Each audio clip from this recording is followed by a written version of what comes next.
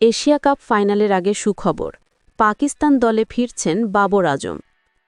এটাই সত্যি, এবার বোলাররাই এশিয়া কাপের ফাইনালে তুলেছেন পাকিস্তানকে।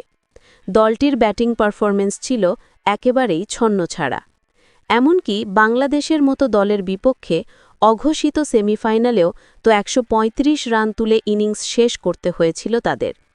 বিষয়টা আগে থেকেই চোখে পড়েছে পাকিস্তান ক্রিকেট বোর্ডের, যে কারণে এশিয়া কাপের মাঝপথে সাবেক অধিনায়ক বাবর আজমকে দলে অন্তর্ভুক্ত করার পরিকল্পনা করেছিল টিম ম্যানেজমেন্ট। কিন্তু দলে কোনো চোট সমস্যা না থাকায় পাকিস্তানের স্কোয়াডে কোনো রকম পরিবর্তন আনার আবেদনে সাড়া দেয়নি এশিয়ান ক্রিকেট কাউন্সিল। ফলে এশিয়া কাপে খেলা না হলেও দক্ষিণ আফ্রিকার বিপক্ষে পরের সিরিজে টি-20 দলে ফিরতে পারেন বাবর আজম।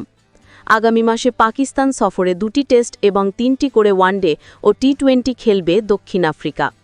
মন্থর ব্যাটিংয়ের জন্য গত বছর ডিসেম্বরে দক্ষিণ আফ্রিকার বিপক্ষে সিরিজের পর টি-20 দল থেকে জায়গা হারান বাবর। সব ঠিক থাকলে নতুনদের ব্যর্থতায় সেই প্রোটিয়াদের বিপক্ষেই আবার টি-20 দলে ফিরতে যাচ্ছেন এই তারকা ব্যাটার। ব্যক্তিগত কাজে এই মুহূর্তে দুবাইতে আছেন বাবর। সেখানে ইংলিশ ব্যাটিং গ্রেট কেভিন পিটারসেনের সঙ্গে দেখা গেছে তাকে। সামাজিক যোগাযোগ মাধ্যমে দুজনের একটি ছবি পোস্ট করে নতুন কোনো প্রকল্পের সঙ্গে যুক্ত হওয়ার আভাস দিয়েছেন এই পাকিস্তানি ব্যাটসম্যান।